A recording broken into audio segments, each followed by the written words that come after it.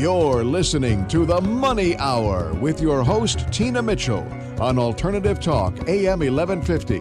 Now, back to the show with local mortgage and finance expert, Tina Mitchell. Welcome back to The Money Hour with your host and mortgage expert, Tina Mitchell, right here on 1150 AM, KKNW, the Saturday, December 2nd show. I provide you news on everything money, fresh information and market trends in our conditions in our local economy. If you're hearing my show at a different time or day, you are listening to a rebroadcast, but you can call the show at 1-855-400-1150. Again, that's 1-855-400-1150, or go online at themoneyhour.com. And my next guest in studio, Leslie McFadden with Real Living Northwest Realtors. Don't miss the critical points when selling your house. And first time having you in studio, Leslie. Yes, thank you so much for joining me. Yeah. And a little bit about Leslie. Leslie is an Austin, Texas native, where she attended Texas State University and served as a logistics specialist in the U.S. Army, based at Fort Hood. After her military service, she spent 9 years in corporate interior design and sales, fields where excelling in customer service is an absolute top priority. Leslie became a realtor in 2005. She has built her success on the principles she learned from her experiences, then grew in the foundation of servicing clients and referrals. Along with her husband, Kevin, she recently managed a real estate team of 5 in Columbus, Ohio, one of the fastest growing real estate markets in the Midwest. In 2016, so fortunate that Leslie and Kevin made their decision to expand their business by entering the greater Seattle market. By recruiting a partner to handle their Ohio client base, they have been able to capitalize in both geographics. Today, they live in Bothell and truly enjoying the North Shore communities to the fullest. And again, I'm just excited to have you here, Leslie, and it's really exciting to see everything behind the scenes that you've been able to do here in your local market, just only being here for a short period of time. And it just really is a testament of when you're successful, and you bring your expertise and your service in any market that you're in. So, and I'm excited to talk about sellers and what's happening in really maximizing your opportunity as a seller. So, Leslie, how important is it to a seller to strategize in the market? And I know a lot of sellers feel that maybe I can just stick up a sign and not hire a real estate expert. What would be your answer to that? Well, absolutely. I think anything in your life that affects your investments needs a strategic plan. There are still a few individuals out there that think that maybe a realtor is not necessary, but most have realized that we're worth every penny. I personally am in the trenches of this volatile market every single day, and the advice that I give people absolutely reflects that. And when you take a new listing, Leslie, how do you determine the best way to actually market that property? Well, the first thing I do is I like to dive in and just see what that immediate neighborhood is doing. We have so many tools as realtors that we can do so much research and really kind of get a good grasp on what that market is doing and what it's providing as far as comps and pricing and things. But the other thing that I like to do is I like to try to guess who would actually buy that house and how they would like to be marketed to. I think that is key in marketing that product correctly.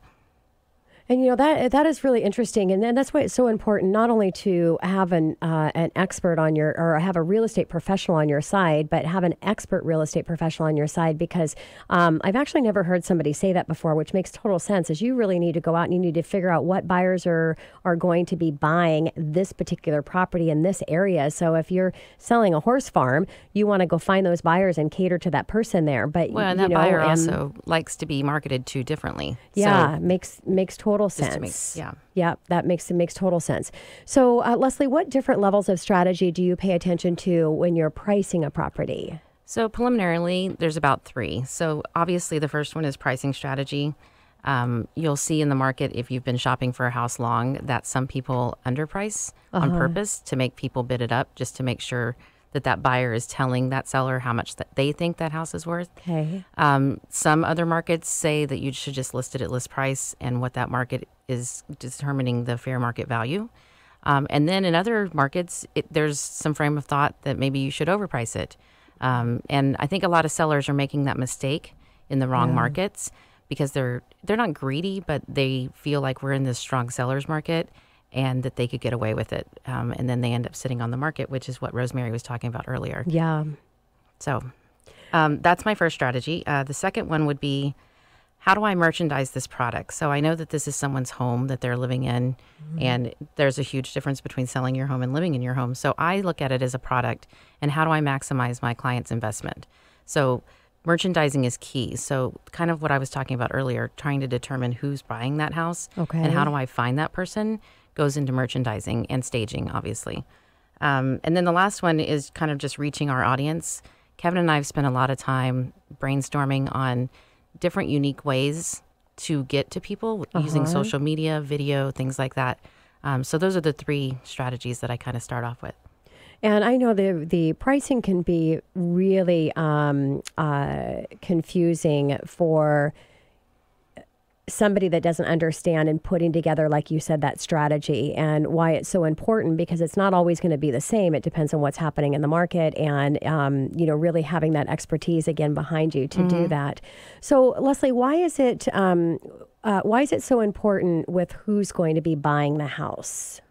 Well, and like I kind of mentioned before, by determining the demographic that's going to buy your house, you can market to them effectively. And then in turn, that gets that person to buy your house for the most money and maximize your investment. Because you're getting multiple offers for people. You're grabbing all those people that are going to be most The more people you can put in that pool, the better. Yeah. And, I don't really believe in playing buyers against each other. I think that you should compliment someone for wanting to pay over list price on your house. But at the same time, that's why a buyer's agent is so important, because they are currently, every day they are actively trying to figure out what tactic they can use when presenting their buyer's offer. Like, I've had people present offers in person. Yes. I've had people, have these escalation clauses that are just very intricate in how they work and how you can use them, and how that buyer can, tell you as a seller how much money they would like to pay for your house, but they want you to prove that you have another buyer. So there's all sorts of different tactics floating around there. So it's just crucial to have a good realtor that can field through that. It is, and I love seeing you guys because I only work with the best of the best. That's who is here in the studio right now. But I love to see you guys. Well, you guys know it. I mean, your numbers and show that. But I'd love to see you guys just change your hats. I mean, because it's a completely different hat you're going to wear when you represent a seller versus representing a buyer, and so much strategy.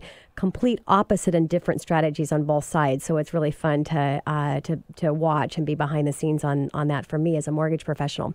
So Leslie, go into a little bit more about staging and the importance of staging or not. Well, I think that it definitely is something that every listing needs to pay attention to, because it's a merchandising of your product. Do I think that there are some markets that maybe don't need it? It depends on what that neighborhood's been telling you. Okay. For instance, this last spring, when I jumped into the market, it was kind of crazy. But I still think that there are some vacant houses out there that they could have probably gotten more if they were staged. But you always run into sellers who maybe don't have that money to spend up front, or so there is some frame of thought to leaving it vacant with just really nice finishes. But I do think that if you're going to stage, you're definitely going to get that money back if you have the money to invest. So my short answer would be yes. If you're selling, you should probably have a good reason to not stage.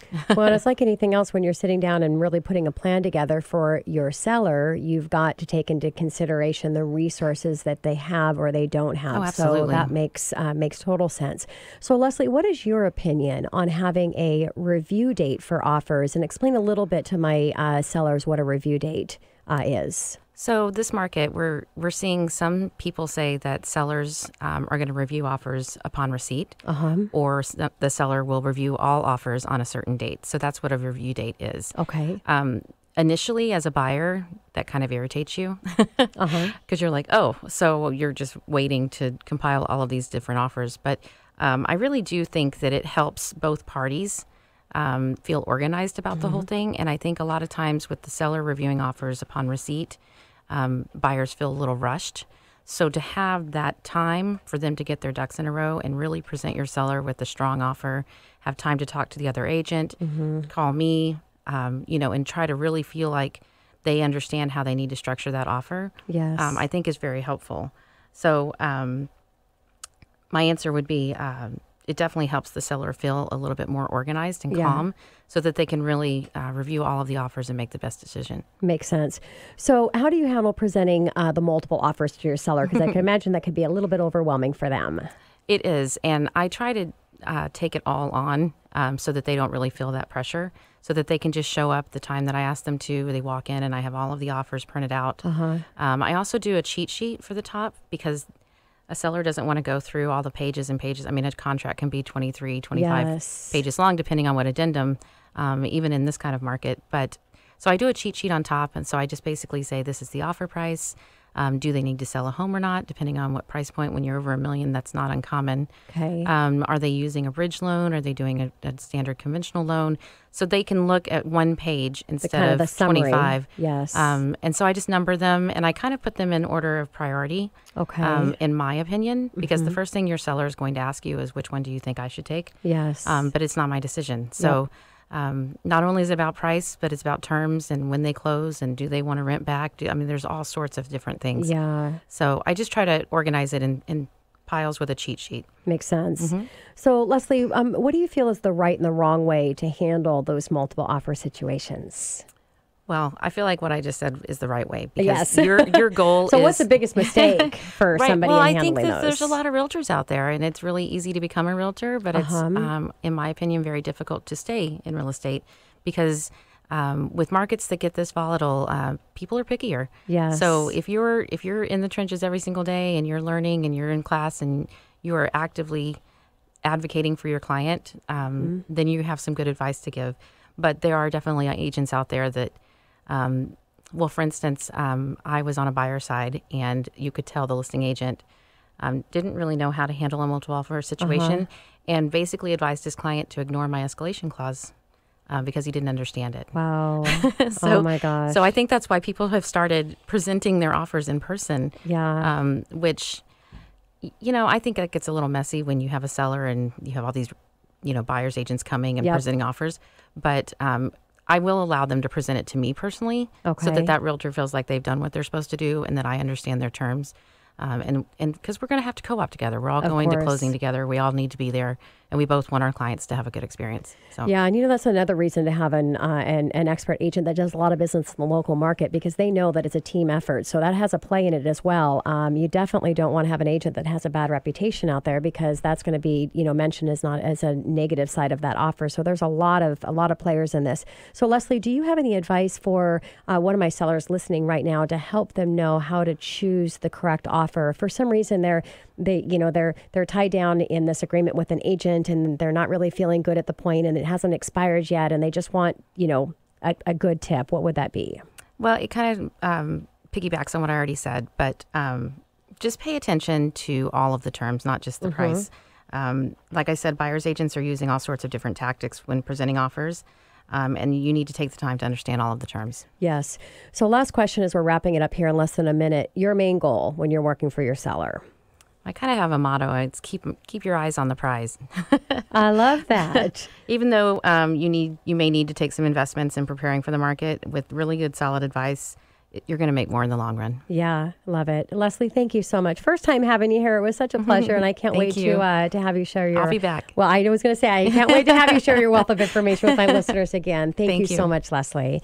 And coming up next in the Money Hour, Mason Mackey with Pacific Northwest Insurance, the benefits of having an independent insurance agent right here on 1150 AM KKNW after this short break.